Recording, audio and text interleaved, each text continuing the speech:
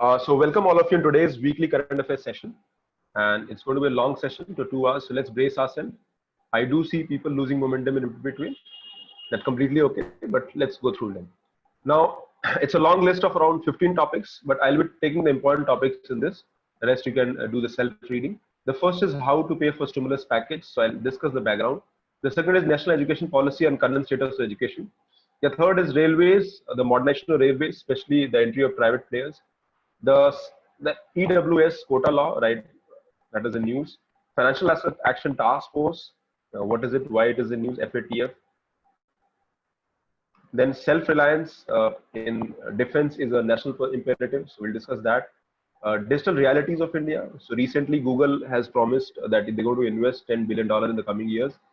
And then Nagara architecture for Ayodhya Ram Temple. Okay, this would go, if time permits, SpaceX. And of course, ammonium nitrate, the Beirut, Lebanon explosion which happened. Okay, so these are the topics that I'm going to cover. The rest are small topics, which if I get time, I'll be going to cover them. Now, how to pay stimulus package? Try and understand. So what is stimulus package? In economy, how does economy function? So now economy functions, any economy functions through regular, demand and supply mode. So there is a demand and there is supply. So there are two people in the economy broadly. One is, of course, the public, which means the government, and people like us and the corporates, the private. So both the people create demand and supply in the economy, and that is how economy functions. What has happened in current state situation in the past 5-6 months since March? Because of this pandemic, which is a health crisis, the economic activity has halted and the cycle of economy has broken. And now government is, so first government almost 2 months, there was a lockdown phase. Then government, probably in past 2 months, government has started unlockdown phase.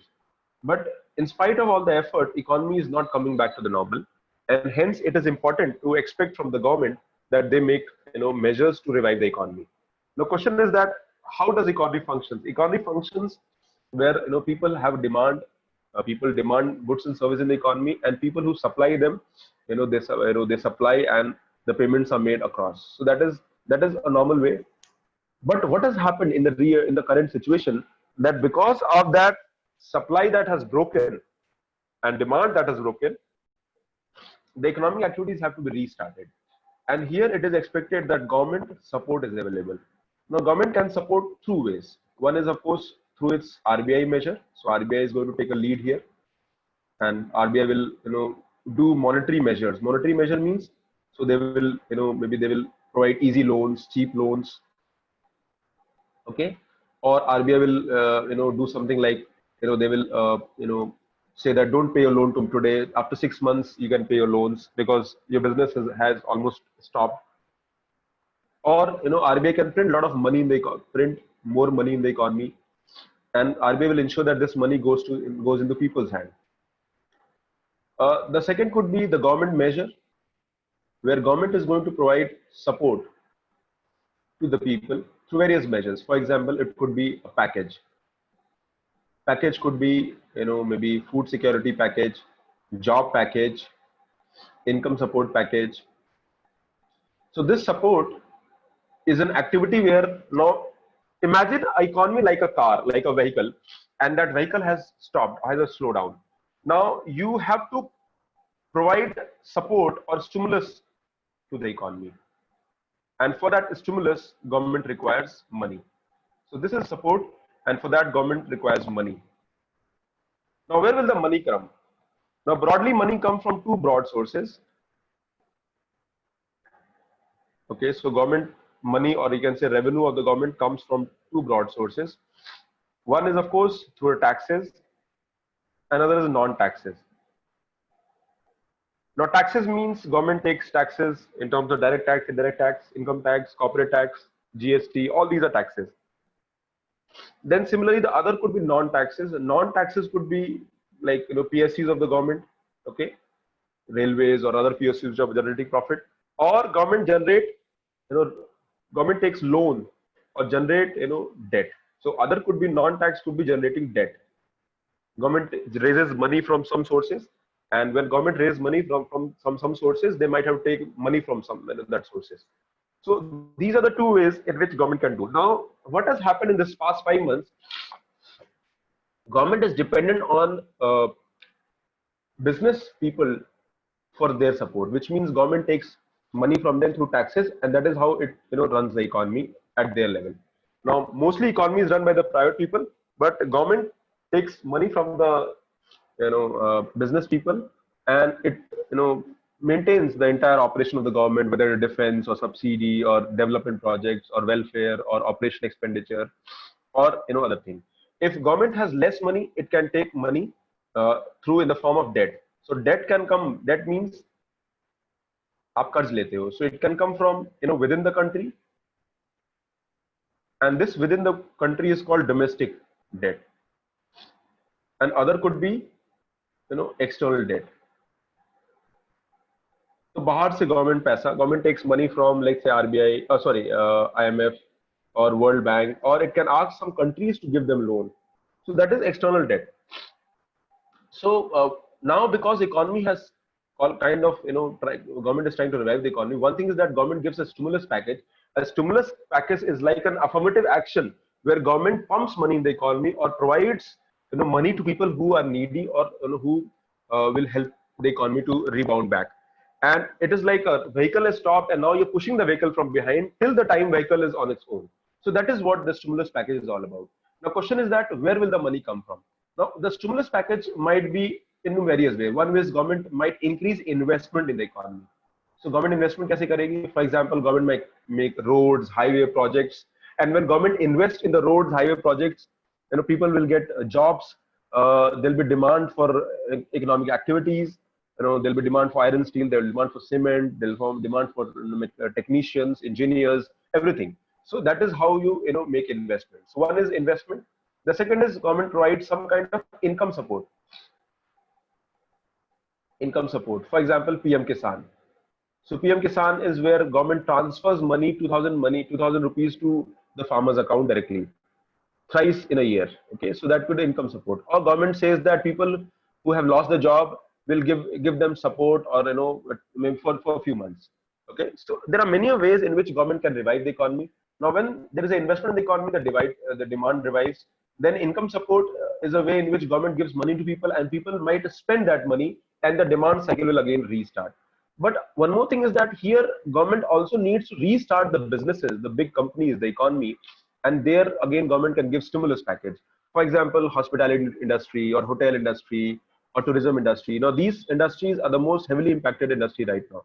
So here government can give them some packages, give them some direct loan, then give them subsidized loan. Okay, a number of things can be done. So the question here is that whatever government will do, government will have to generate money.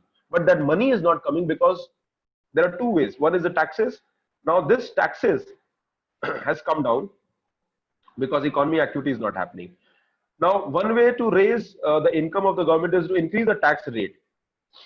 But already people, are not happy because they are feeling the tax is another pressure. So tax rate, putting higher tax would be counterproductive. One way is that government might look for non-taxes, especially the debt. So government might have to take a loan, and that is how the government will increase the public spending. And when the government will increase public spending, it is expected that the economy might revive tomorrow. Okay, so that is how the concept of economy functions. The greater public spending will increase the fiscal. But remember, there's a problem. Up to here, everything is clear, right?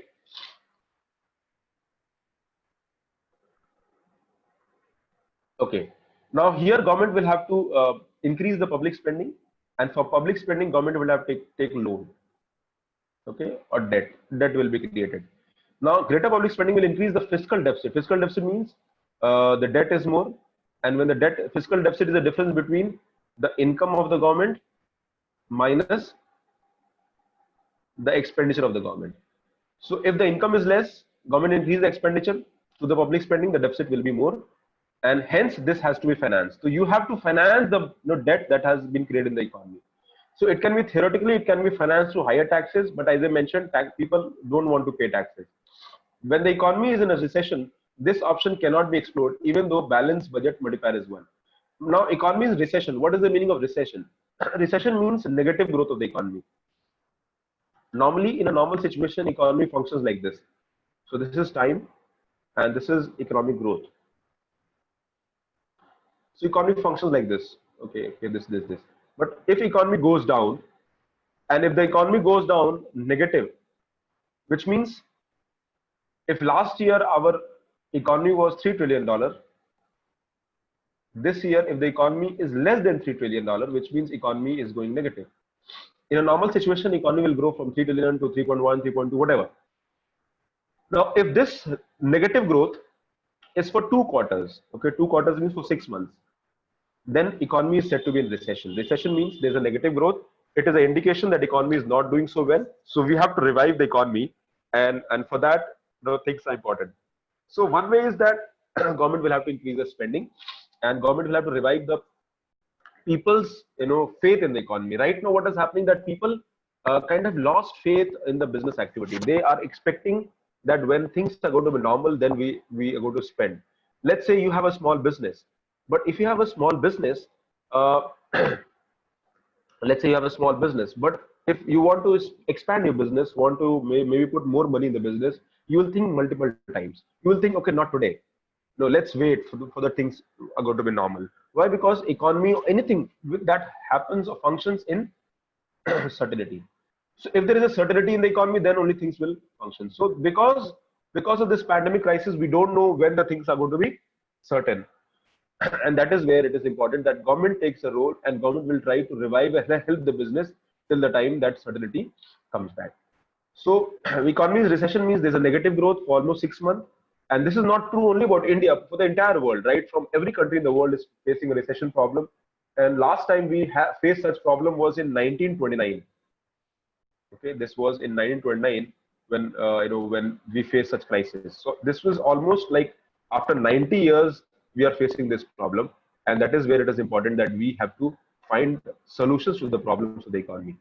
Okay, so one way is, of course, government will have to increase spending. Now, government, for increasing government spending, government will have to take a loan. Now, that loan can come from multiple sources. Now, there's a one term called multiplier concept. Now, forget this concept right now because it is an advanced concept. It was mentioned in the article. So right now, just forget this concept because for that you have to understand the budgeting concept. So multiplier is when the output expands exactly the same amount as increase in government spending. So leave it for now. Just understand that right now government is facing a problem because government has to revive the economy, and for reviving the economy they need money. Not that money is not available because tax revenue has come down. So government will have to take loan from some sources. Now there are two options. The first is issuing debt to the public, which means government will come to us, people like us. Public means people like us, people. It can go to private people, corporate people, businesses, and they might ask that give us loan, okay, and that is called debt financing. So government is financing its debt by taking loan from public. Now this loan can also come from within the economy, that means domestic, and second could be external. Now question comes in that how this loan is generated. Now, public debt is a very important concept, and for that we have to understand how public debt is created. So, let's say government is running the economy and they need money and they do not have money. So, one way is that government will go to RBI. Government will go to RBI, and government will ask the RBI to raise money from the market. Okay, and RBI will say okay. Then RBI will issue bonds. What are bonds? These are like papers given by government. The government will offer. Government will say, let's say government issues 1 lakh crore bond, and it says that whosoever purchases this 1 lakh crore bond, I will give an interest rate of 7% annual interest rate. Okay, so which means 1 lakh crore bond for annual interest 7%. Now you know that government is issuing the bond, which means it is a very safe bond because government never defaults. Government never defaults. You might take a loan from private player. Okay, you might give loan to a private player, they might default. You might go to a bank. Again, there is chances that bank might go bankrupt, but government will never default. So, moment government issues bond, the bonds sell like hotcakes. Okay, So 1 lakh crore government will issue in the market, the bond, and whoever purchases the 1 lakh crore bond, they will get 7% annual interest, which government will pay next year. So every year, 1 year, 7%. Let's say government issues this bond for 5 years. For the next 5 years, whoever purchases this bond will get 7% annual interest, and that is how government will raise the loan, and this government will use in the as a stimulus package. Okay, government can use this money, and tomorrow government will revive the economy, government will earn money, and then they will pay this interest as well as this principal amount after 5 years. So that is called debt financing. The second is, of course, government can go to, if RBI can't raise money, the other way is that it can ask RBI to print money. Okay, RBI, that will come out later. So first is issuing bond. The second is government might go to IMF or World Bank and ask them to give them loan. Okay, and this loan would mainly come in dollars form. Okay, now again there is a problem. When government will ask IMF and World Bank for the loan, IMF and World Bank will look for ways. Okay, you need money. Okay. How much money you need? Okay, so let's discuss terms and conditions. When you will pay the loan back? Okay, when you will pay the loan back. So all the terms and conditions will have to be negotiated. Now, government will this IMF and World Bank people are very smart people. They will not give loans. They will give loans, but they will try to exploit the situation. They will try to exploit the situation in terms of, okay, how much interest? No, you have to pay more interest. Okay, like this. So this is a situation which would require, maneuvering or maybe a discussion, and that is how. So this is a long process of getting the loan, but India is a strong economy, so I don't think so there'll be much problem. But definitely there'll be negotiations and discussions with the international bodies who are ready to give us loan, because everybody in the world is facing a problem, not only us. So this is called issuing debt to the public. Now, but remember, whenever you create a debt, you have to pay in future. And since the economy is down, paying in future will depend on the factor like how well we are able to revive the economy. Now remember, we are still in the middle of the pandemic, which means we do not know when this pandemic will end. I was in Delhi 3 days ago, and I saw the markets were open in Delhi. But my own common sense said that maybe this will not be, there will be little certainty, because even though people are coming out, they're trying to do business, but there's a lot of uncertainty, because there's a first wave, again the second wave might come, and once the economic activity will start, the pandemic is going to spread further, because I saw people have a least concern for social distancing and masks. So it's just a matter of time when this this pandemic will again come back to the same level as it was in previous situation past 2 months ago. So the point I want to make here is that because it is a health problem, it is not an economic problem, it is a health problem, and that is impacting the economy, and that is a very uncertain thing that we know. Only solution for the problem that we have is having a vaccine, and if we have a vaccine, till that time we have to live on and off like we are doing right now. Okay, so that is a problem. So paying in future will have a challenge, because we don't know when this will end. It's going to end in 2021, or it's going to end, probably, maybe 20. We don't know, but it is believed that by the end of this year, we might have vaccine, and when we have a vaccine, probably next year, April or May onwards, we might have a normal economic activity again. So that is a common, belief. The second is you borrow from the RBI. Now, as I mentioned, now this activity of raising money is also through RBI. Another thing is that RBI borrow directly from RBI. Now, what RBI will do? RBI will print money, and RBI will print new money. Remember, which means the currently money which is already in circulation, not that money. RBI will print new money. So when RBI will print new money, so let's say money supply right now, money supply in India is,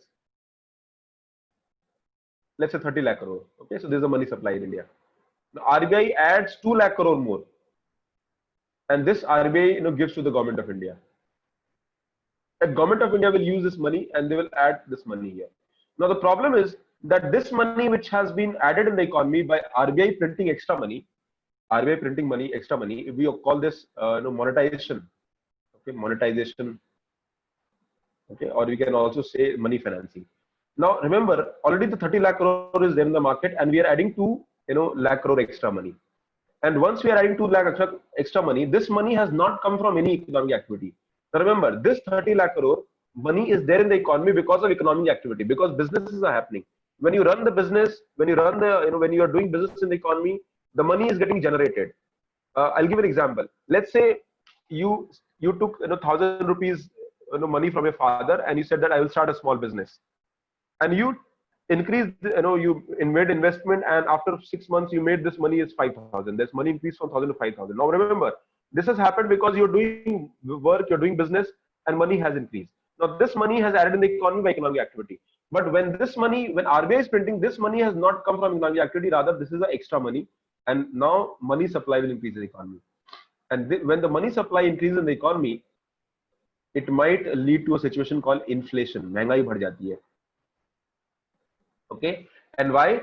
Because money supply is more without economic activity. So money is more, goods and services in the economy is less. Okay, so that is a problem government might have to face. So let's explore all the options that is there. Everything is here. Everything till here is clear to everybody. Yes, seigniorage, that is another concept. So borrowing from World Bank and IMF, it has 4 issues. First is borrowing will have to pay it back in the hard currency.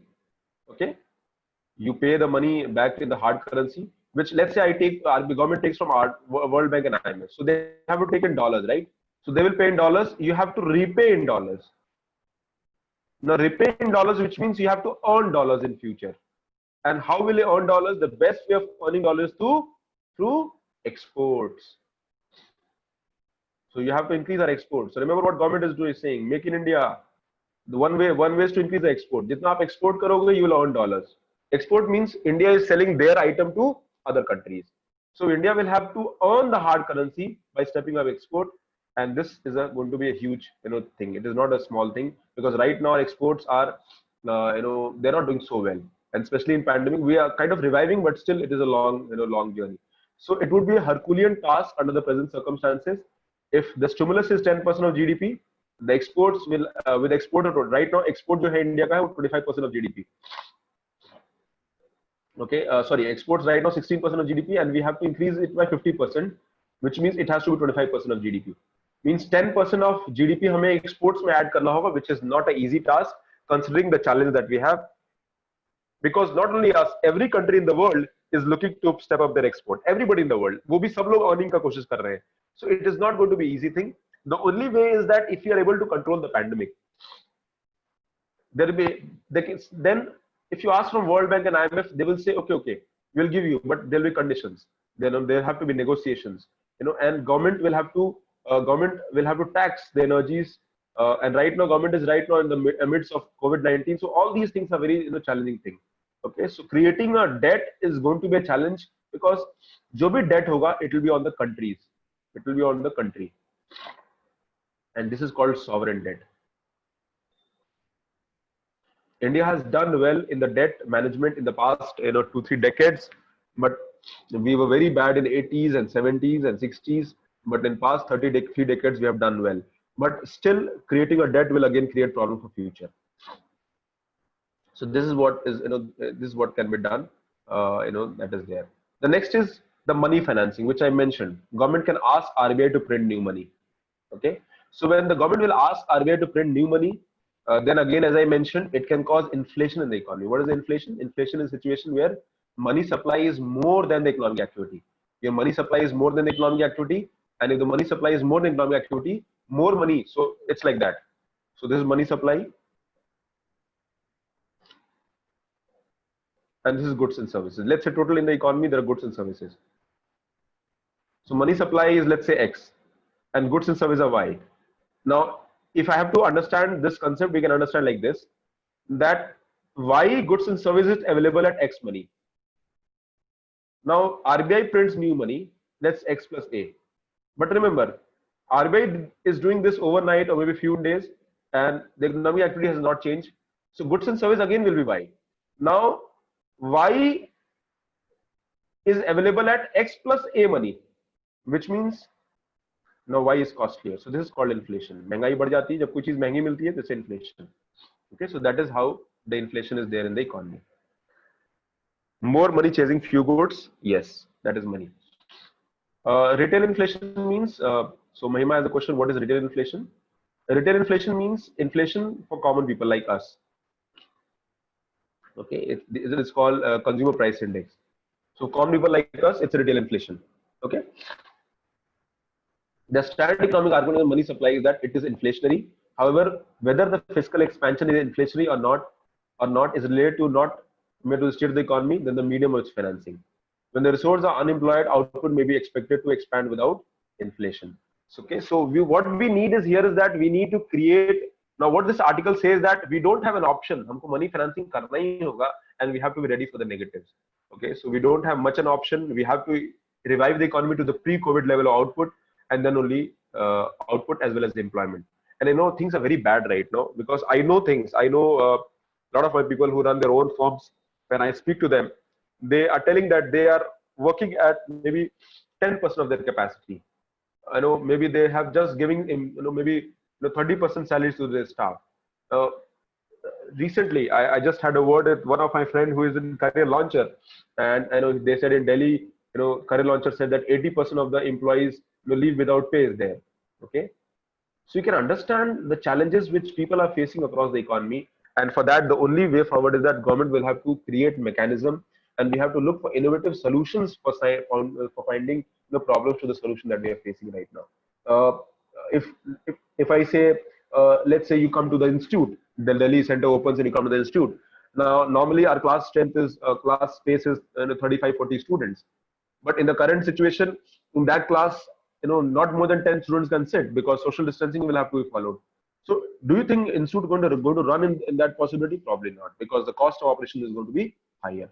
So, n number of things are there. So, we have to look for innovative solution. And same goes with money financing as well. Government will have to find an innovative mechanism for financing the economy, as well as they have to find ways in which the new innovative solutions can be found. For example, right now we're taking online education. So there's an innovative solution where people don't have to worry about going outside and you can sit in the luxury of their home and study.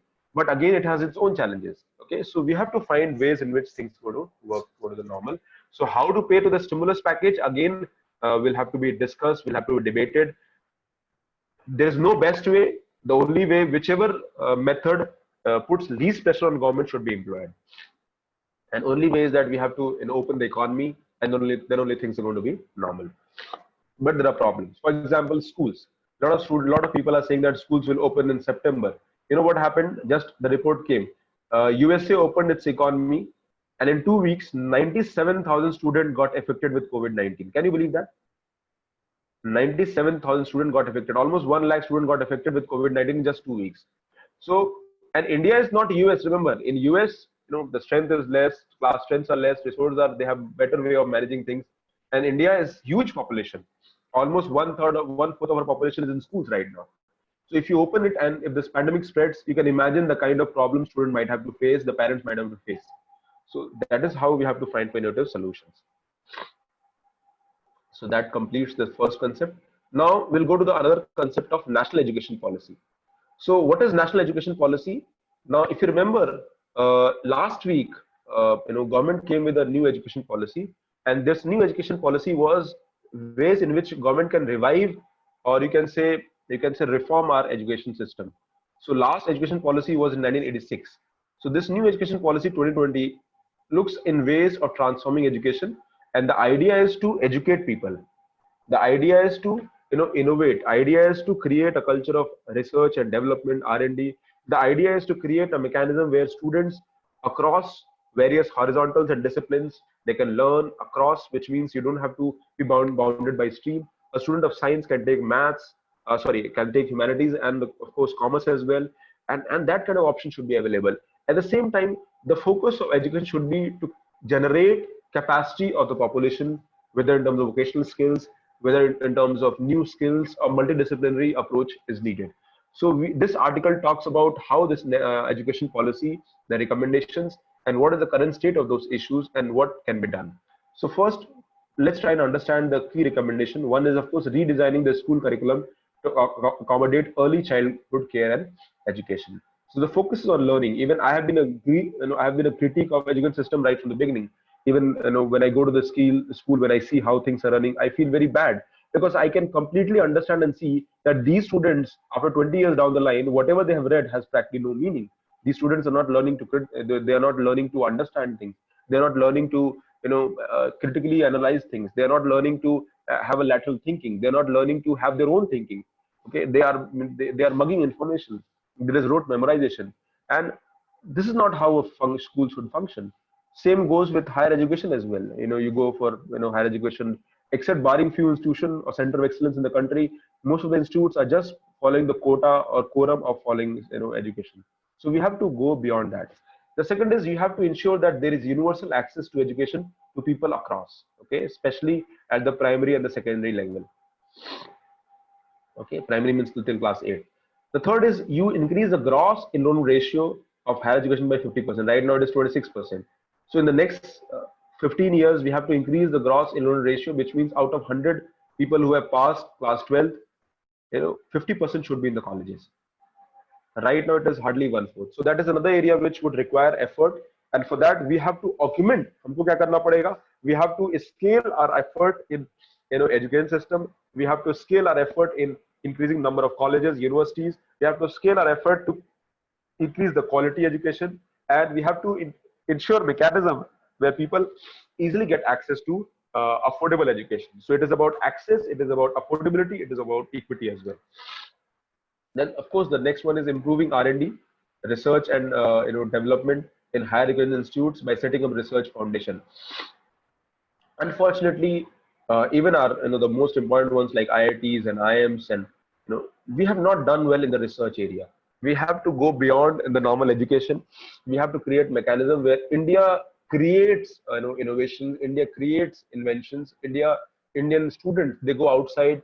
I remember when I completed my BTech, I was not a technical interested guy, but I had my friends who were, some of them were highly technical in nature, and when they were looking for option that what they should be doing further, the only thing that they came to mind that they should leave India and they should go for higher research, electronics field, maybe do MS in US, do PhD in US, because in India the options were very few. So that was the problem.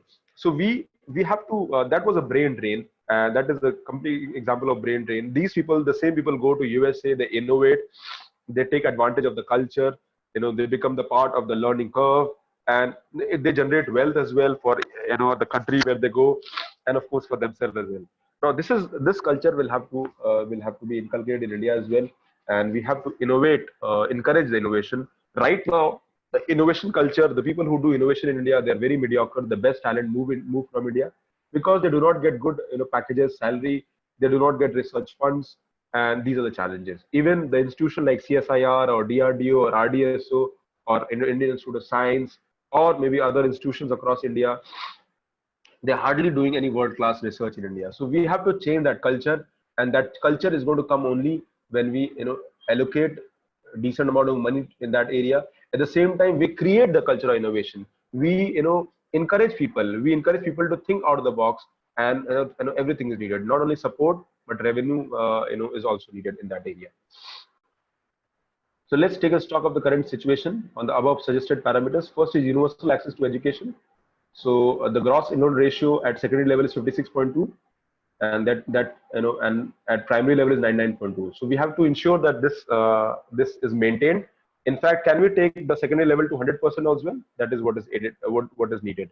Okay.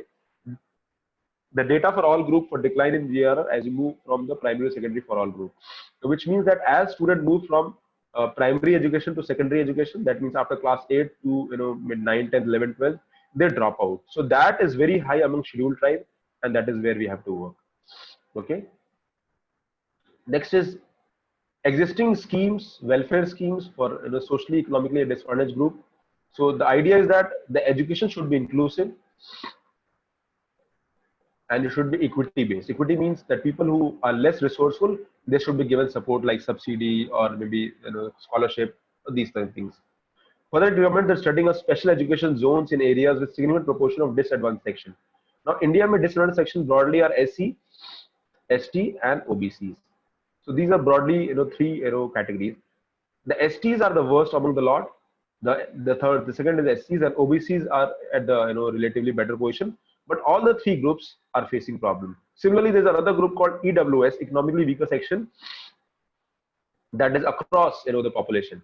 So all these people need support, and maybe income support or subsidy or maybe subsidized education we have to identify them first, and that is what is needed.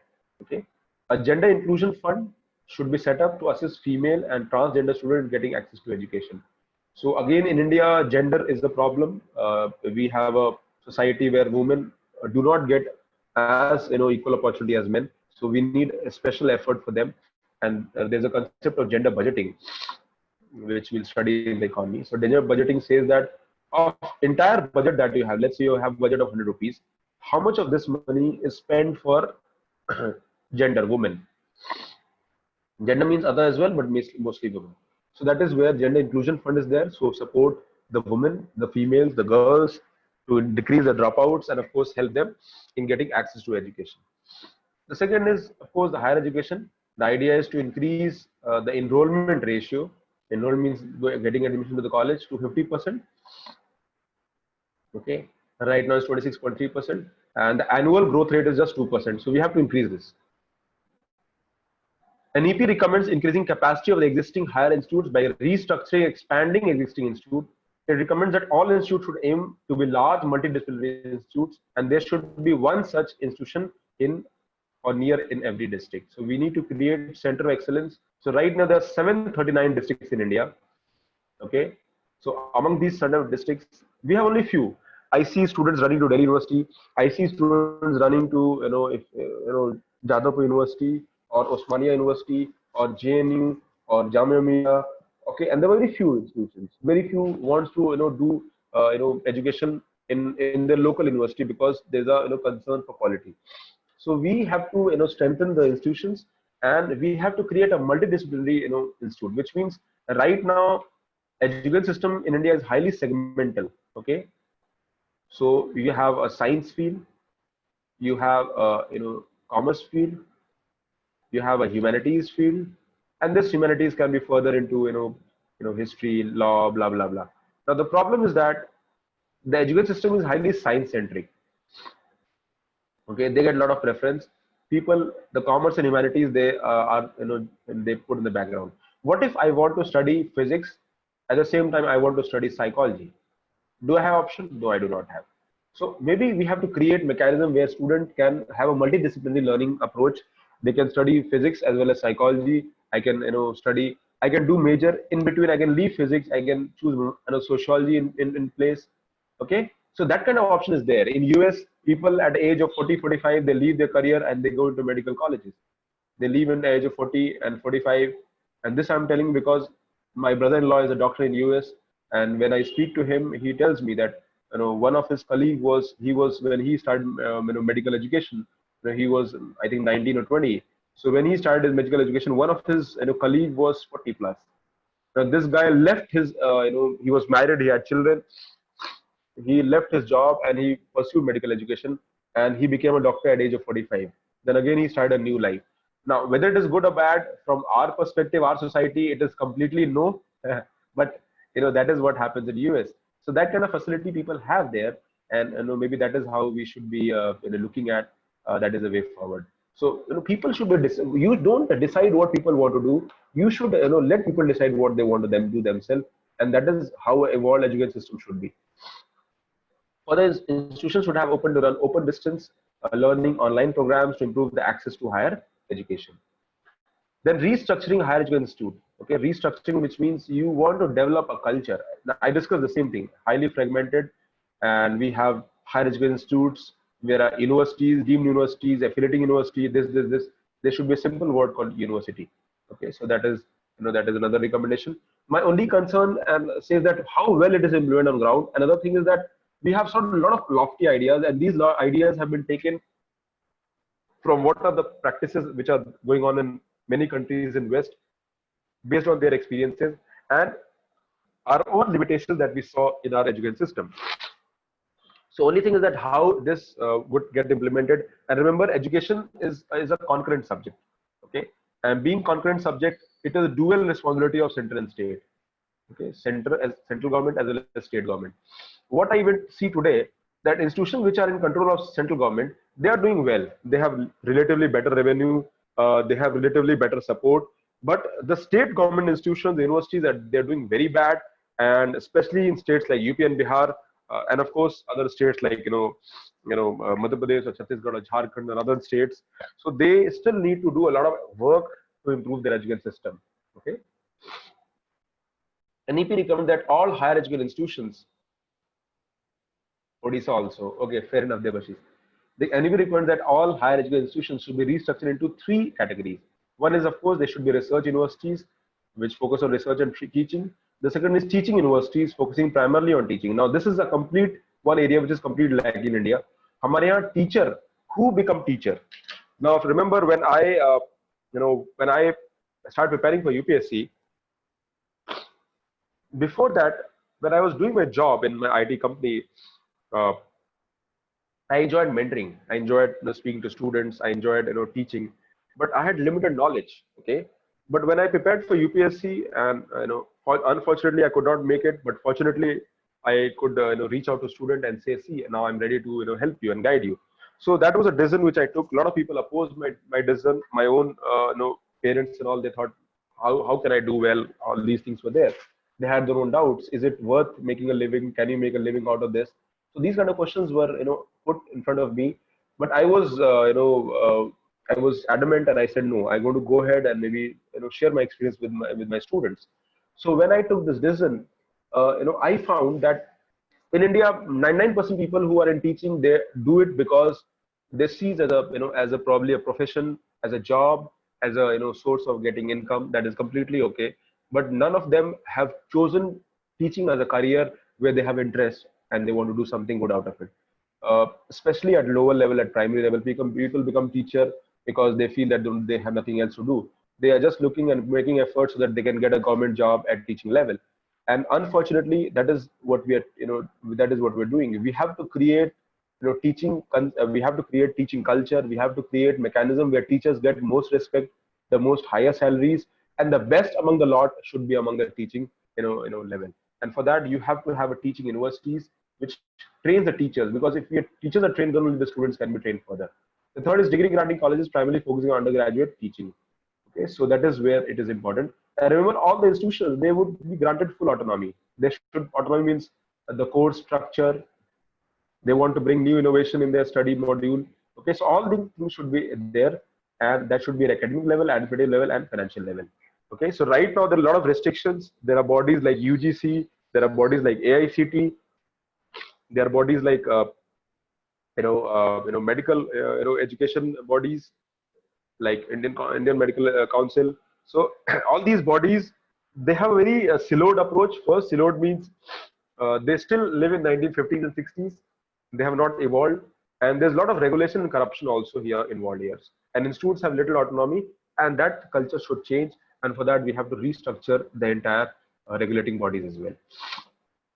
Of course, the next is, of course, government would have to boost the research area. Now, research. Now, try to understand how much money is spending government in R&D, research and development.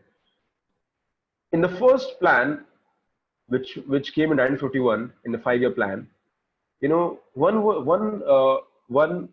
of the visions of the leader, the PC Mahalanobis or Jawaharlal Nehru, they wanted to make India as a strong modernized nation. They want to India make a modern nation, and modernization should be developed through education.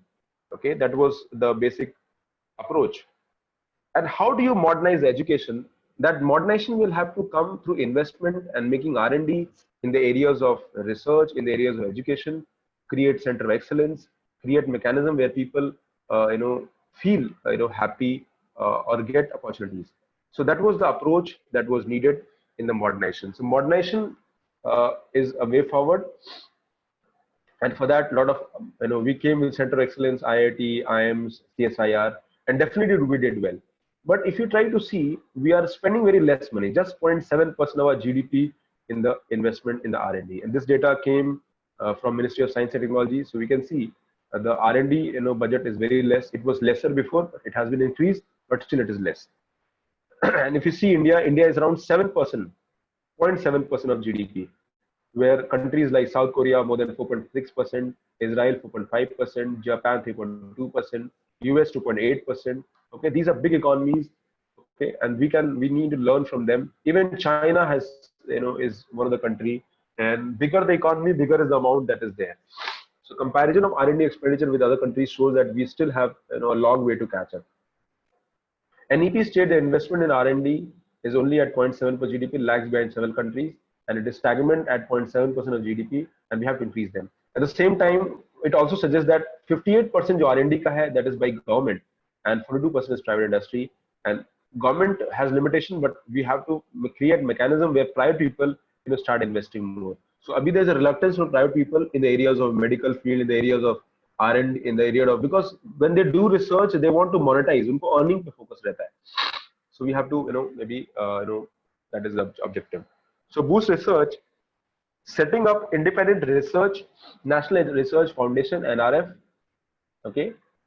Foundation will act liaison between researchers and relevant branches of government as well as industry. Specialized institutions will currently fund research such as Department of Science and Technology, ICMR will continue to fund their independent project. The foundation will collaborate with such agencies to avoid duplication. So that is the NEP recommendation. Another area is digital education. Now, India is one of the fastest growing country in terms of digital education, and we might see tomorrow that there's more evolution of hybrid learning. Okay, hybrid learning will be the key. Hybrid learning, distance learning, e-learning. So this is going to be future, and for that you have to create a strong digital education means and mechanism. So NEP states alternative methods of quality education should be developed, and where in-person education is not possible. Okay, so right now 4.4% of rural households have access to computers. Just 4.4%. Can you believe that? Nearly 15% of them have access to internet facility. Amongst urban, 42% have access to internet. So we have, this numbers will change probably in next few decades, a few years. It might increase to 70-80%, and then digital education will be a new normal. So developing two-way audio and video interfaces for holding online classes, use of other channels such as television, radio, mass media in multiple languages to ensure the reach of digital content where digital infrastructure is lacking. So we need to understand the divide jahan par hai, wherever you feel the technology has not reached, we have to use the media, television, mass media, and that is how the learning can be there. I'm surprised that even today, even the schools are not working. Why aren't schools, maybe the state governments, they have they have created mechanism where every class lectures can be openly available in the TV form, in the television. So that could have done probably in just 2 weeks after this COVID-19 kind of started. Today, in the public education, the private ones, of course, they are putting effort through online mechanism and all, but at school level, the government is practically doing nothing. So that is a extreme concern, which I believe should change in coming years. Increasing public spending to 6% of GDP, as I mentioned, this was it. So right now it is 4.3%. So you need to invest more money. आपको ज़्यादा pump करना पड़ेगा. If you pump more money in the education, then only you'll see the benefits. So these are the approach which is there. Okay. In 2021, states in India have allocated 15% of their budgeted toward education. States like Delhi, Rajasthan, Maharashtra have allocated 18%, whereas other states like Telangana, Andhra Pradesh, and Punjab lack in spending on education compared to average of state. So we need to encourage state to spend more money. Remember, iska result outcome aapko aayega, and the result are going to be very strong and positive. But remember, the problem is the result will not show in 1 or 2 days. The result are going to show in decades. If you aaj effort karte ho, the result will show probably 20, 30 years down the line. And that is a problem, because every time when the spending is done, you also always want to analyze ki iska outcome kya hai, in terms of, can I put the outcome on paper? And you are expecting a short-term result. Believe me, it is something that is not going to happen. So we have to find mechanism in which this should change.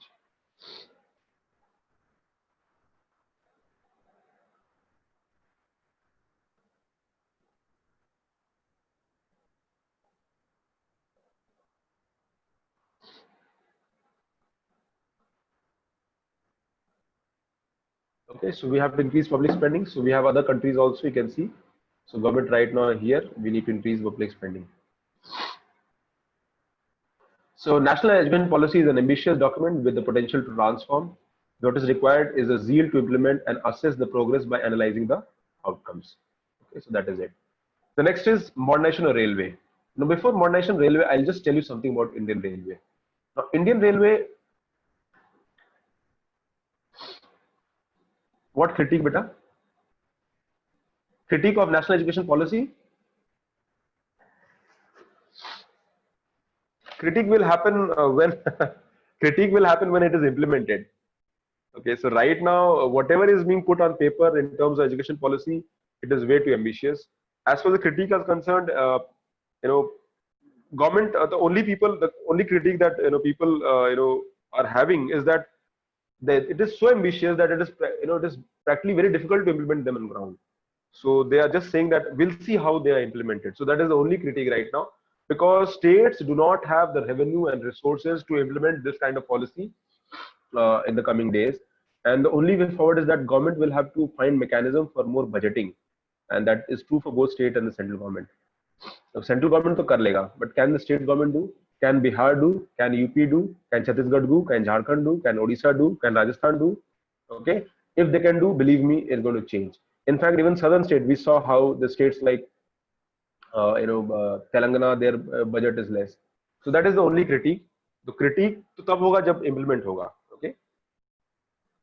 Now, 1850s, 1853, the Indian Railways, for the first time got started from Thane to Mumbai.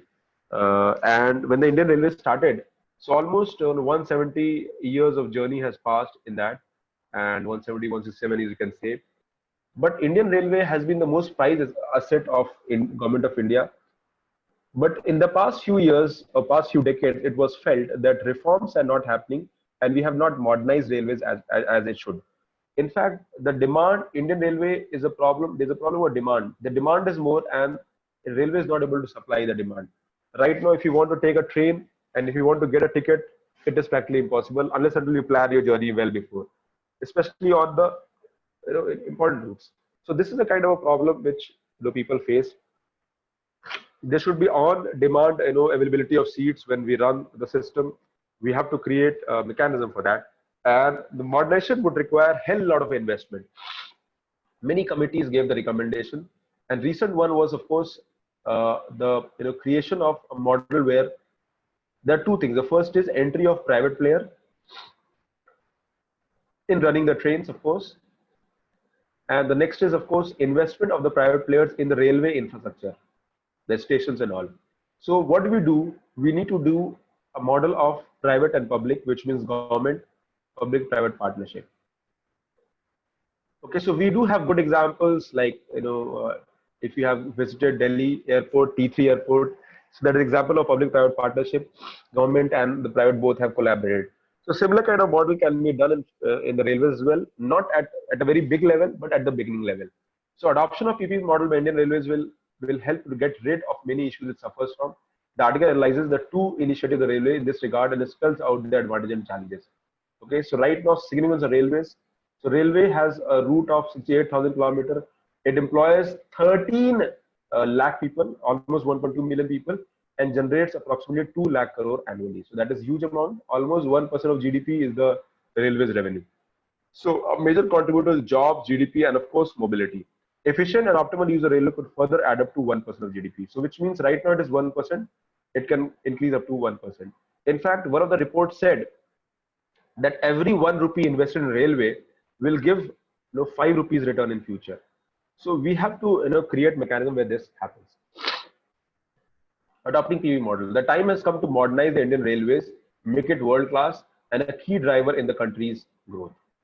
To do so, India must involve the best resources via PPP to bring in latest technology, leading practices, and efficiencies. The PPP has been actively deployed as a mechanism in Europe and Japan. So Europe and Japan, what PPP exactly means? When you involve private, one of the things private will bring is, of course, cutting edge technology, revenue, okay, investment.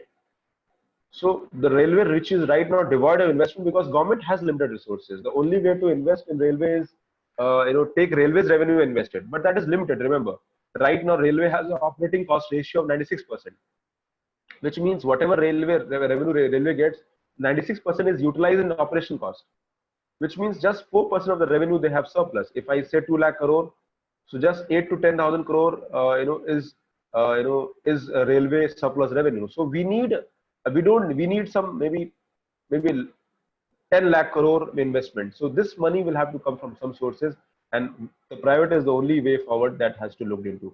But private will also, we have good examples of private doing well across the world.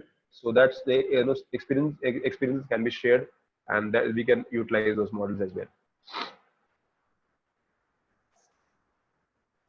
Operation of the first is of course the operation of train on selected route by private players, and 109 pairs of routes through 151 trains. And routes are Delhi, Mumbai, Delhi, Chennai. So these are important routes where in 3-4 years you'll see a private train running, a train run by Tata, a train run by other companies. PPP operator expect to finance, procure, operate, and maintain. Finance means they will invest, they will purchase the trains, they will invest the trains.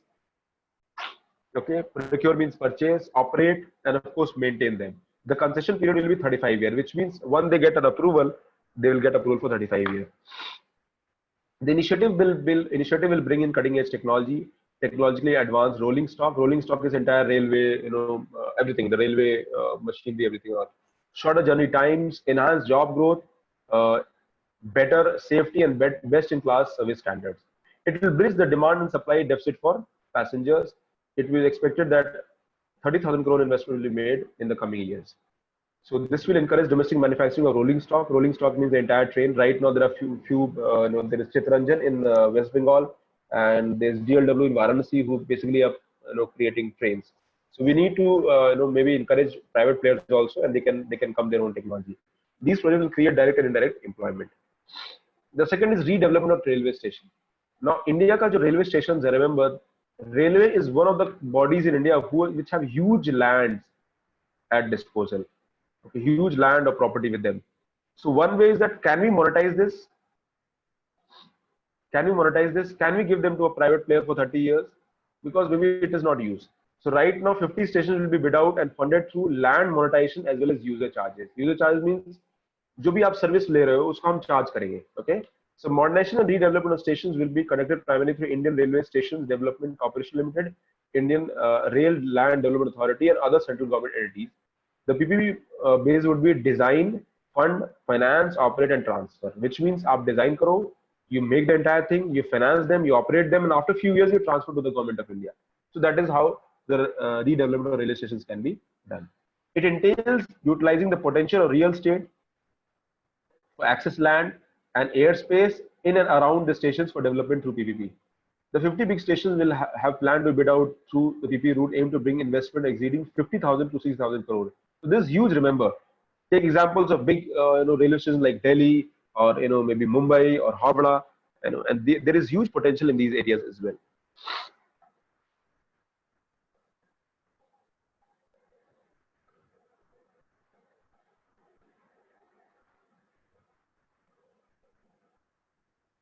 But what are the challenges?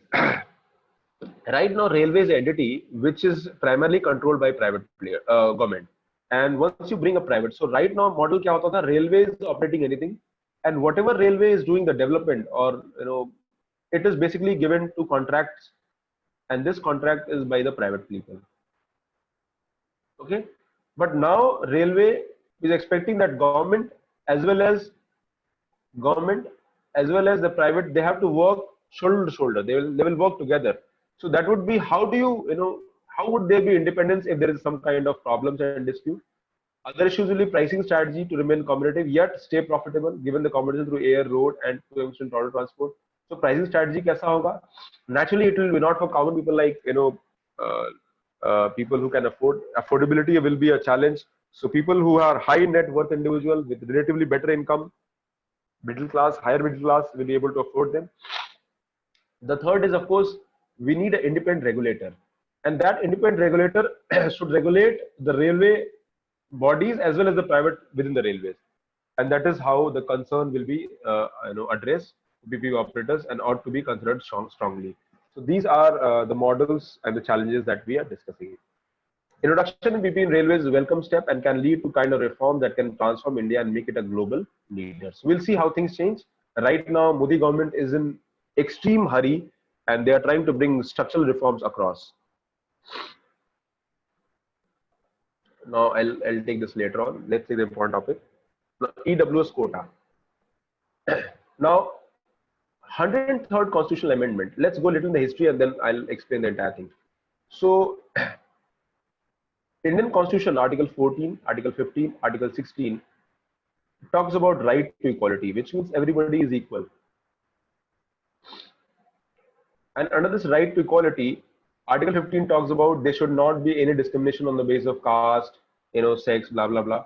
And Article 16 is about public employment, which means public employment should be available to everybody irrespective of who you are, and there should not be any kind of exploiting, kind of maybe giving favor to anybody. Okay, similarly, there should be no discrimination on the basis of caste, creed, sex, language. Okay, so these are two criteria. So right to equality is the hallmark of India's constitution, and this fundamental right was given to every citizen. But the first amendment, but remember, all these rights are come with a certain reasonable restrictions. Okay, which means these rights are not absolute, they come with reasonable restrictions. And one of the reasonable restrictions is, of course, the First Amendment, and it said that the most weaker section of society, the SCs and STs, should be given help and support. And that is how the reservation was given 15 and 7.5%. So that was the First Amendment. It said that reservation should be given. And reservation was given in the areas of jobs and, of course, educational institutions. So that is how the First Amendment talked about social justice.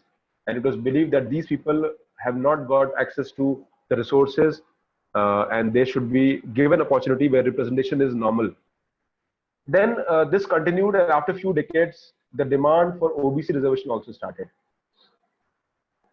And this OBC reservation, which came in the backdrop of 1970s political new emergence of new political parties, which are backward based on backward politics. So this OBC reservation became a reality, and the Mandal Commission, BP Mandal, he was a member of parliament. So Mandal Commission was formed in late 70s, 1977, I think, to be correct, I have to check. And he recommended that 27% of the reservation should also be given to OBCs. Then VP Singh government came in 1989, and this OBC reservation was implemented 27% as per the recommendation of Mandal Commission.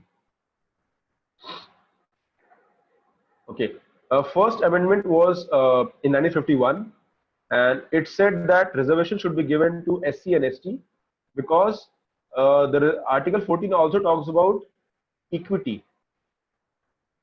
Okay, so people who are the most vulnerable section, who have been exploited, they should be given representation, and hence, in order to ensure social justice, the reservation was granted. And the reservation, in public employment, and even we give reservation does not mean we are discriminating other people.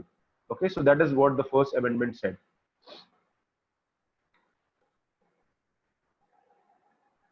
Okay, Preeti? No, it's okay, I think. So that was it. So Mandal Commission came in 1989, and after that, the 27% reservation was implemented. But a lot of discussion happened. The court intervened. People went to court. How it's justified, and the concept, it said that the base of reservation should be social and educational backwardness.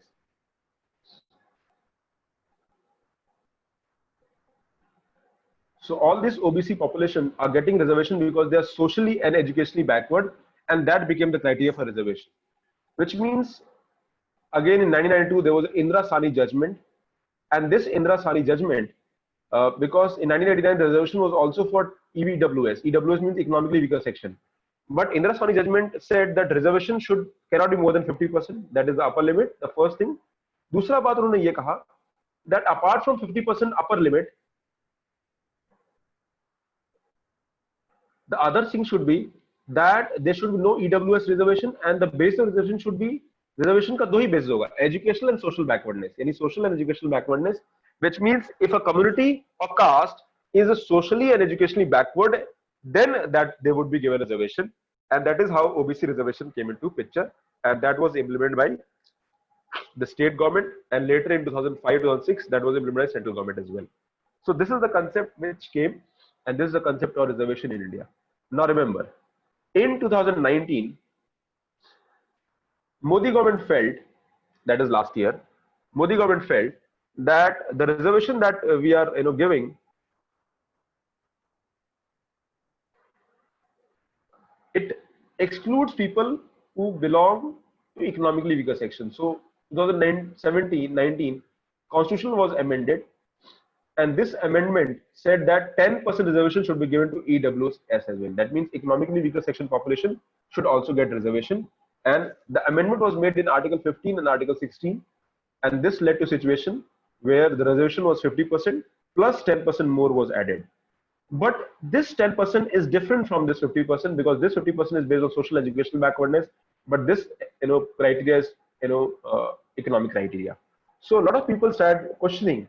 They're saying that Indira Swani judgment said this, but Government of India said, see, educational backwardness, economically backwardness can also be there, and there are economically weaker sections, and hence we should give them. And there is an Article 46 which says that people who belong to economically weaker section should be given support by the government. And based on that, we are amending the constitution and we are giving reservation, and which means right now reservation in India is 60%.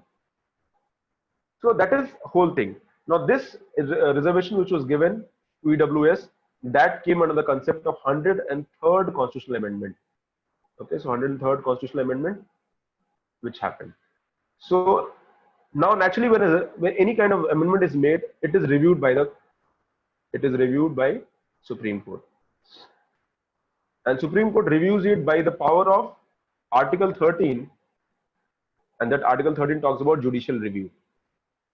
So any laws made by the Parliament or any amendment made by the Parliament can be reviewed by the Supreme Court, because the people who are petitioning against what the government has done, they are saying that it is violating the Constitution.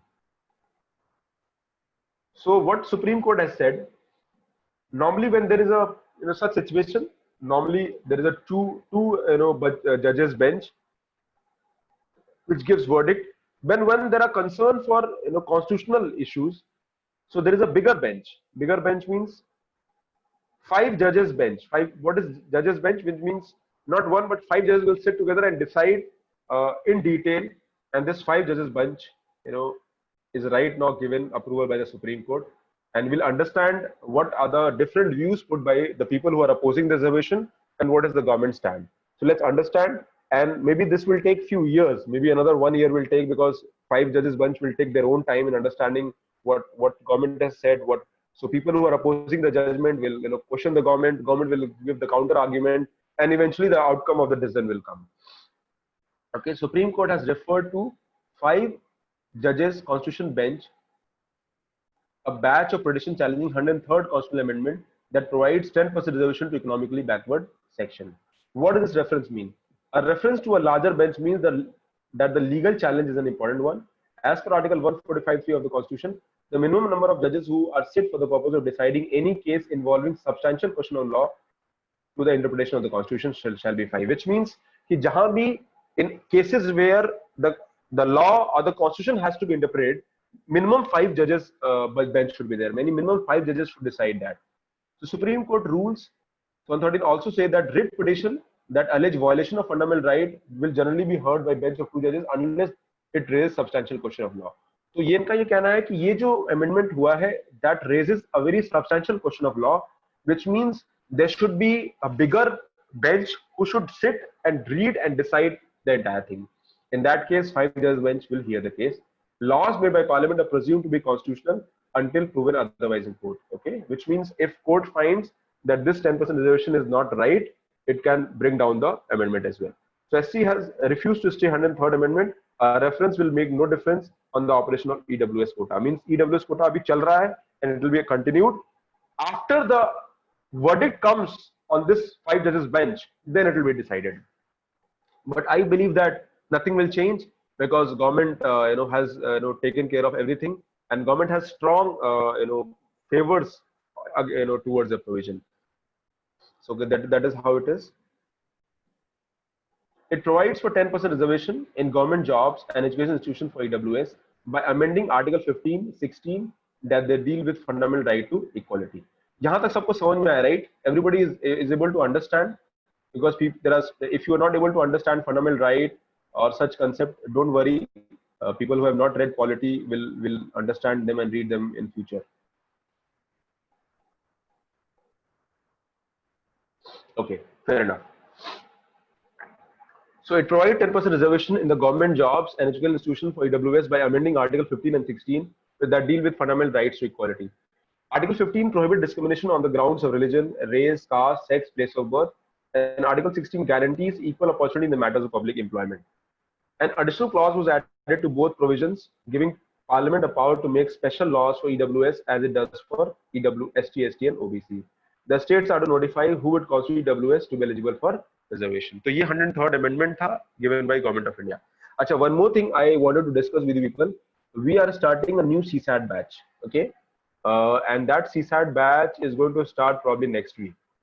So students who want to attend the CSAT lecture, they can attend CSAT lectures, because many students who are, they have their own concern that we are facing problem in CSAT.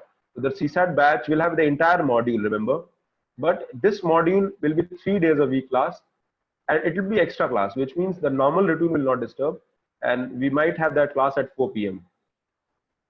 Which means people who want to attend these lectures, I believe there will be some maybe 10, 11 or 12 lectures, that we'll just plan the lecture. But probably in next 1 week or 10 days, we're going to start CSAT lectures, and there will be extra lectures from 4 p.m. Okay, it will be open for everybody. It is mainly directed at people who are giving prelims this year. So if they want to revise, they can revise it. And some students, they message me, the parents also message me that they want CSAT revision. Again, the CSAT will again happen next year also. Means the people who have enrolled for the course this year, they will get CSAT next year also. But if you want to revise, you can revise it. Okay, so there will be 3 days class for CSAT, extra class. And I think that class, we are still deciding the time, but that class will be at 4 p.m. And then after this class, we'll have a regular class. And maybe the lecture would be 1.5 hour. Okay, so maybe 1.5 hour, which means 4 to 5:30 p.m. And from 6:30, you'll have a regular class. Okay. So I think everybody's okay with that. If you want to attend the CSAT, you can attend it. People who can't attend it, they can revise it. The lecture. People who are appearing next year, they can attempt CSAT twice also. This year again, next year also. Okay. So that is it. Anybody any issue? That 4 p.m. time is okay, right? Because after 6:30, it will be quite late.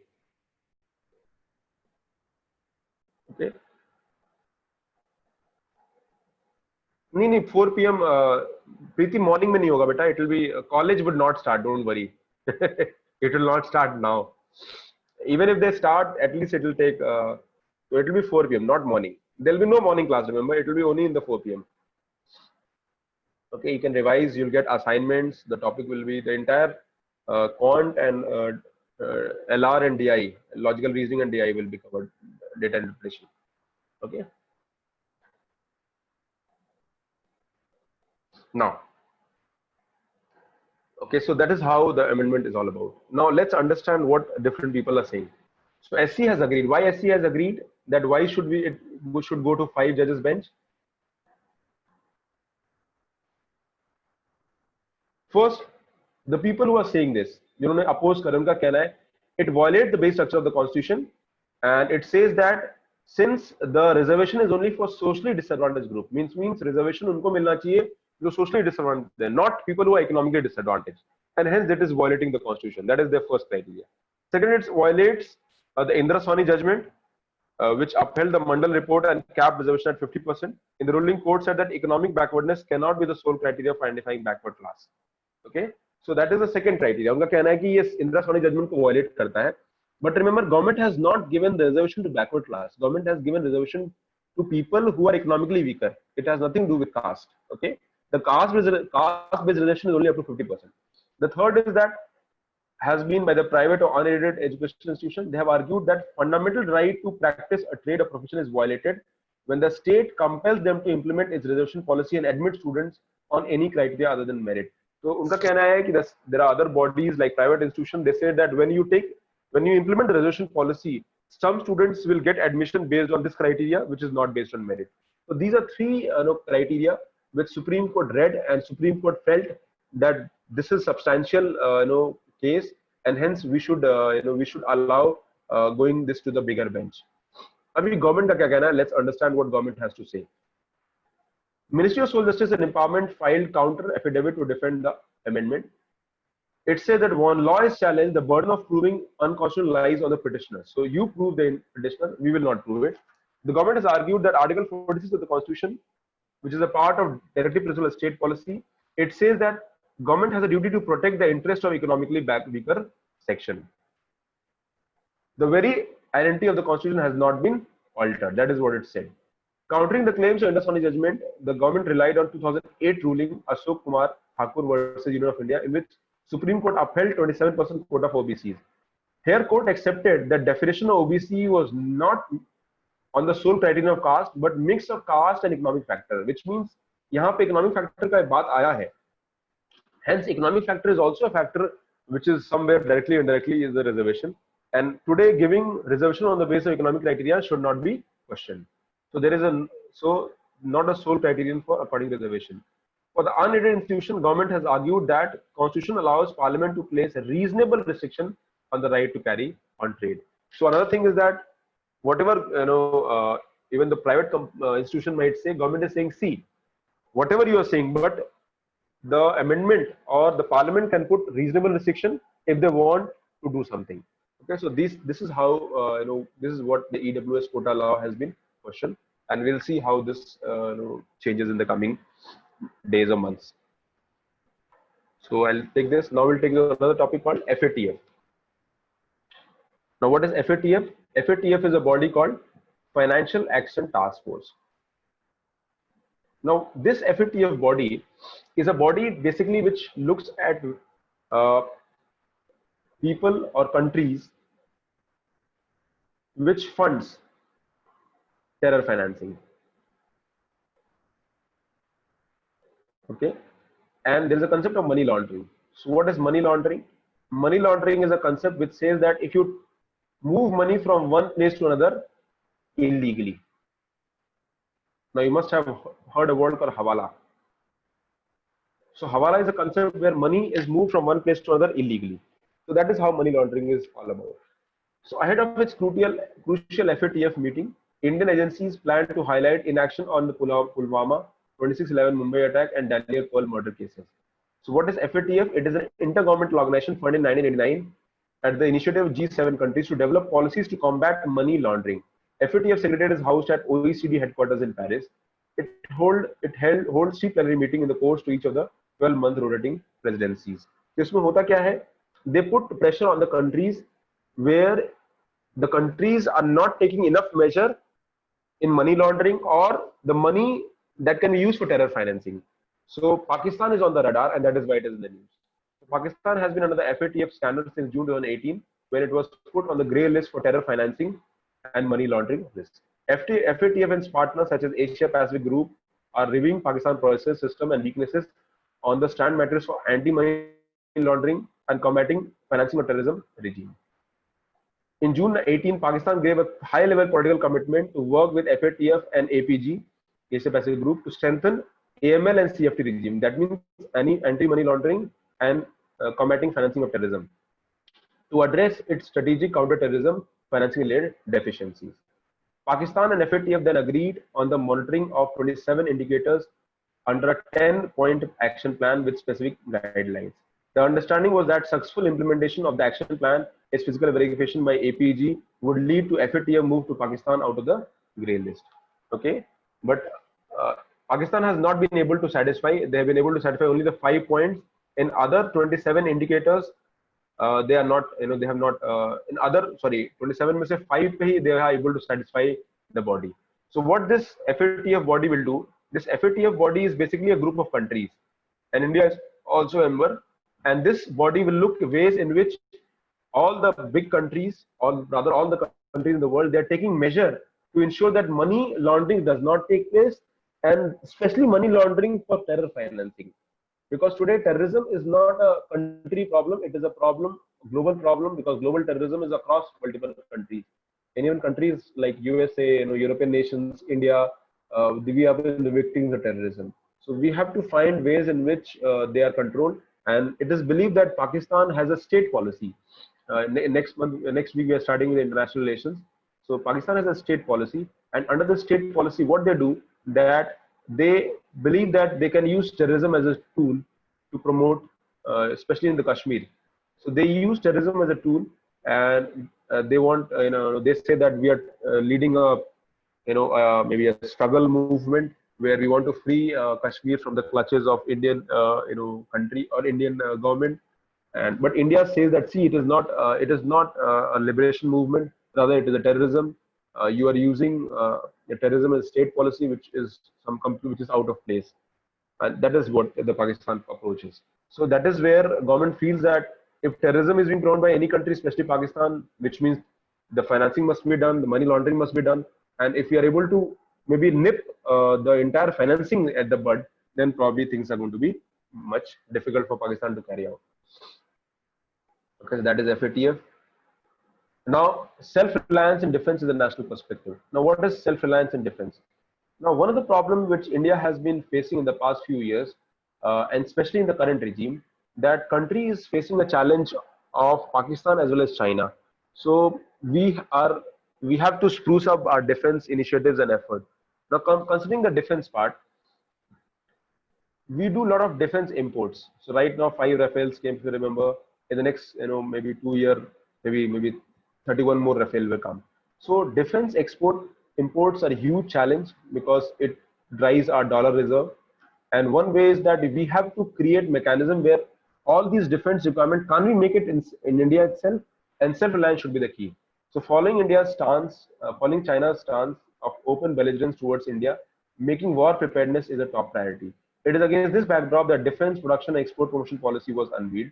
It aims to increase the domestic output worth 7.75 trillion of aerospace and defense goods by 2025. They are very ambitious in 5 years, of which exports are aimed at 35,000 crore, which means around $7 billion they want to do imports. It has various strategic initiatives that would aid the indigenous development of modern weaponry, from hypersonic missiles, ace sensors to stealth submarines and fly-by-wire fighter jets. Now, question is that why we do not lack capacity. Now, question is that why we do not capacity, because India might have invested in the R&D, but we have not done so well. And it is a highly complex process. Let's understand.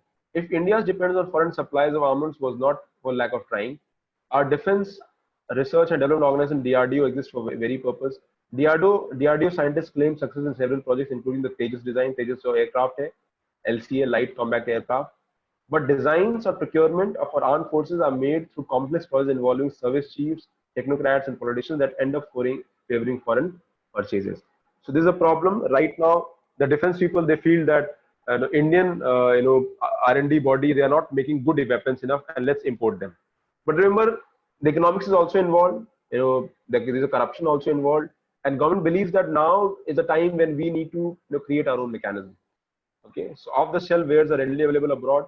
The finer details of defense deals are usually confidential, and after all, the payments are huge.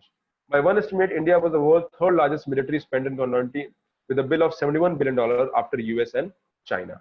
So India is the third largest military spender. But instead of purchasing from outside, if we are able to make them in the country itself, try to imagine the kind of benefit it will provide. Why? Because one is that we will save dollars. Second is we can export also, and we can earn dollars. Okay, so we can reduce our import bills and we can increase our exports. So that is very important.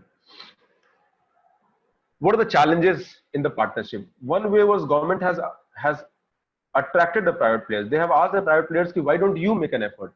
You invest in this area, and here efforts have made, but private players have not taken much interest. So far, efforts to get our private players into this act have not fared so well, despite our schemes to attract them.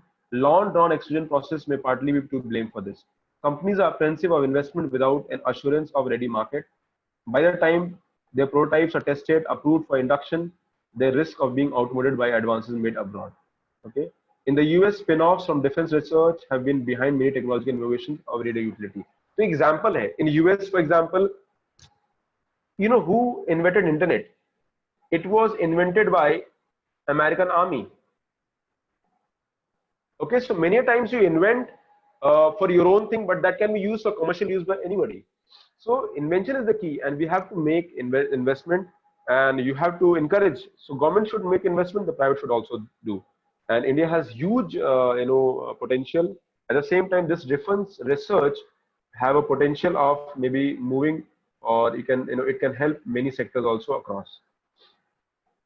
If a big push for Made in India defense system calls for entire ecosystem experiments, ideas, and technical wizardry into being, it can help our economy take a leap too. So that is what is needed in India.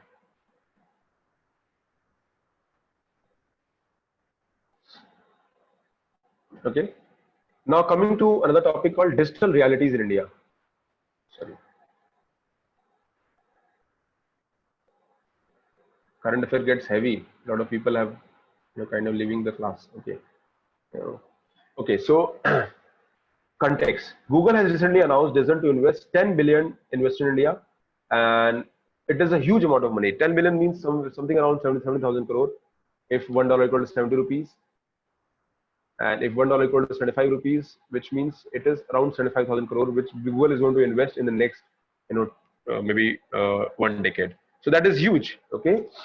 The purpose of investment is here to be digitizing India. Now, question is that why Google is doing? Why? Google is a private company. Why Google is going to invest so much money? Because Google see a lot of potential. Google see that India can be a huge market. Google sees that India, whatever technology they bring to India, they can generate, maybe n times benefit out of that. Okay, so but there are problems.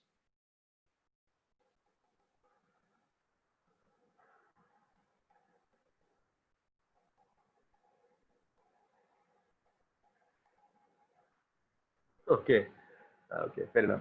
India recognizes internet as human right, and yet it has led to world internet shutdowns. Internet speed can be slow and variable, but the uptake of smartphones is the world fastest. It is only second to China internet user, app download, and social media introduced. So one way, one contradiction, which the article mentioned is that, in spite of the fact that you want Google to be promoted in India, Google promoting digitizing India, but still our internet speed is less. Still people, in many parts of India, I think here they are, maybe they're highlighting Jammu and Kashmir where they have been internet shut down. Okay, lack of access to internet. 21% of women are mobile internet users, and one on men are twice the women. Okay, there are many soil factors that make difficult for women to and girls to enjoy digital freedom. In rural India, where two-thirds of the country lives, just about quarter of the population has internet access. Difference in digital access means difference in the quality of education, and the gaps are both digital and societal. तो एक तो जो challenge है, there is a digital divide. I mean, people who have access to digital classes or digital, mode, and people who don't. The second is societal. The more as you, the rich and poor.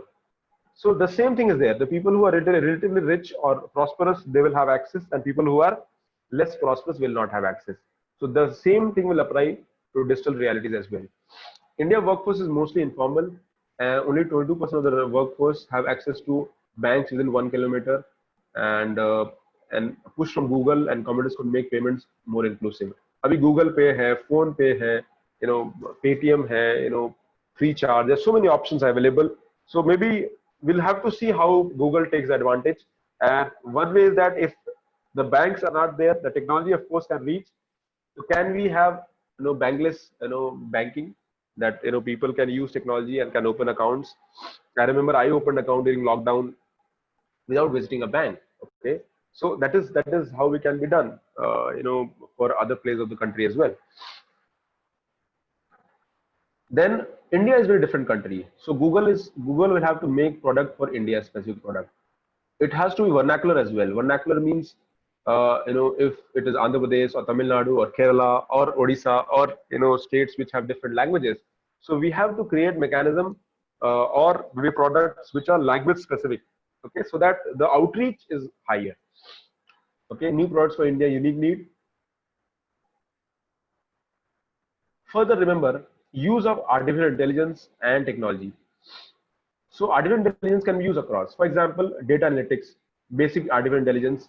Now here, if you want to predict how the farming will happen in India, okay, so you can use precision farming approach. You can, what kind of quality and quantity of seeding, irrigation, fertilizer usage can be there. Precision farming is using technology, and by using technology, you are maybe optimizing the resource input, which means कितना पानी डालना है, कितना seed डालना है, how much fertilizer can be used, and that is the way forward. At the same time, we can predict, okay, helping farmers get credit at lower cost, helping predict commodity prices can create 33 billion new value annually in the Indian agriculture.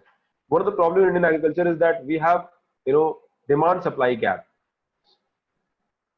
Many times we have oversupply and demand is less. Oversupply and demand is less. There is fluctuations in the demand supply.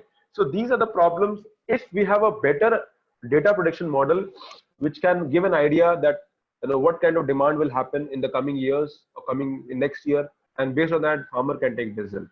So for that, technology can be a very helpful thing. Okay. Another thing is, let's say, I'll give you some example. Right now in East UP, there is a place called Gorakhpur.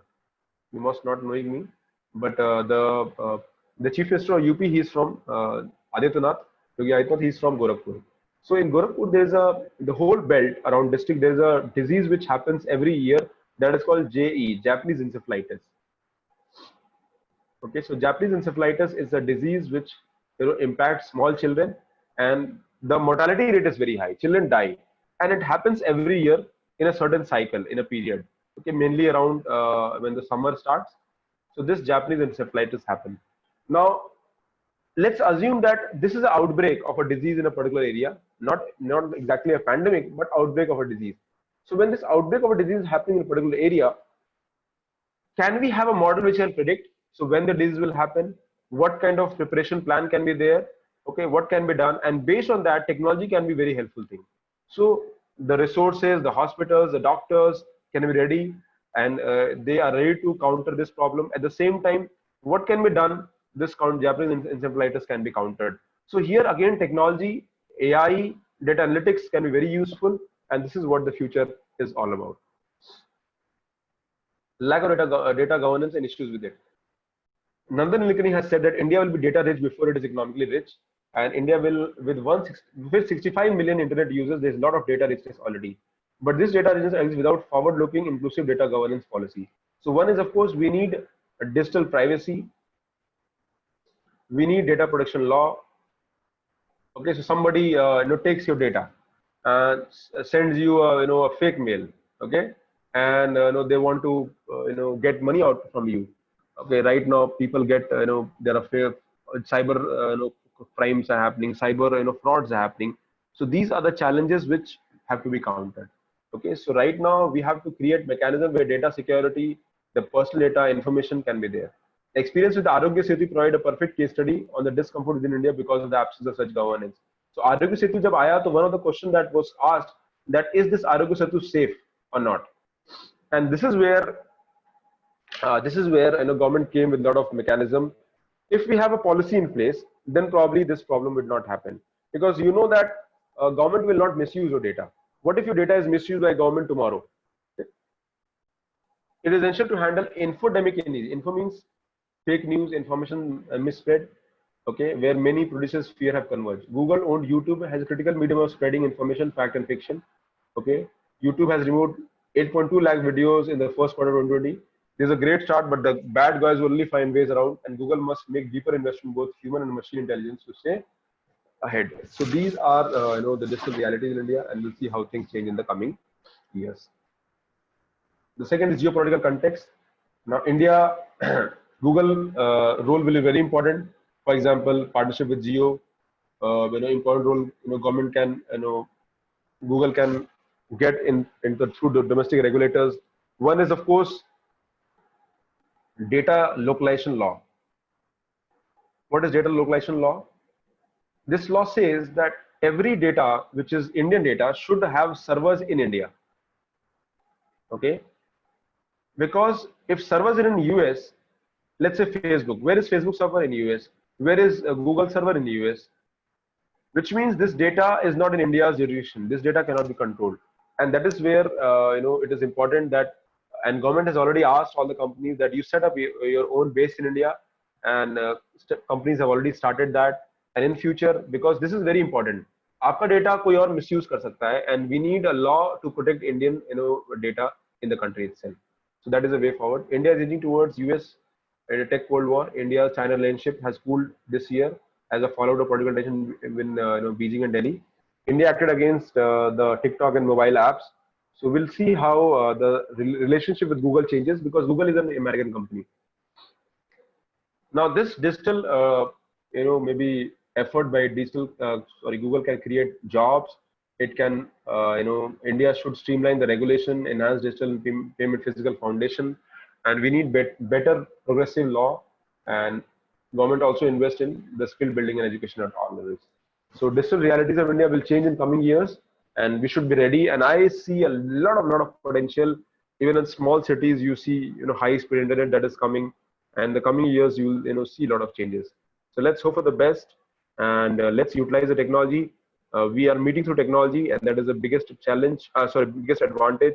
And I hope that I remember when I speak to my students, and when I think back, if I had been preparing UPSC, I would not have left my job. I would have continued my job and then would have prepared. Had I had this online option, would have been available.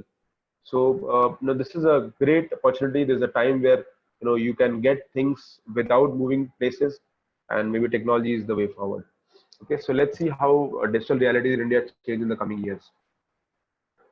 Okay, ammonium nitrate. So you must have read in the news.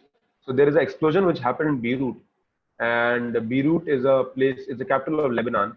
And what happened? There was a warehouse in which ammonium nitrate was there, and I think there was huge 2,700 tons of ammonium nitrate was there. Ammonium nitrate is basically used as explosive, and somehow it got it was stored for past 6-7 years in the warehouse.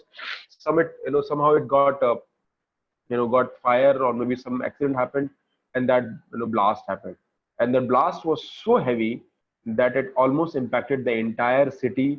More than 100 people die, and almost buildings nearby areas vicinity had a huge challenge. Okay, so a massive warehouse explosion happened, and killing at least 35% and injuring 5,000 people, and buildings across Beirut had been challenged. The catastrophic explosion in Lebanon caused by the blast of 2,700 tons of ammonium nitrate has rocked the world. What is ammonium nitrate? Ammonium nitrate is a white crystalline chemical which is used as a fertilizer. So it is used in fertilizer. Okay, it's ingredient of fertilizer, nitrogen-rich compound. It's also main compound of the explosive compound called ammonium nitrate fuel oil. Okay, it is a main ingredient in the manufacture of commercial explosives using in mining and construction. Okay, RDX and TNT. So they are used as many improvised explosive devices also used by terrorists. They use this. Okay, so ammonium nitrate India में बहुत highly regulate होता है, and so it is a pure ammonium nitrate, is not an explosive on its own. It is classified as oxidizer under the UN classification dangerous good. When mixed with ingredients like fuel, यानी इसको fuel से mix कर दिया, then it can be very explosive. Okay, and what happened in Beirut, that stored ammonium nitrate had got a major fire, and that is why this explosion happened. So this talks about when can explosion happen. It can happen in two ways: when the explosive mixture happens through detonation, and the second is, of course, when it comes in close of fire, then again the heat generated can create this blast.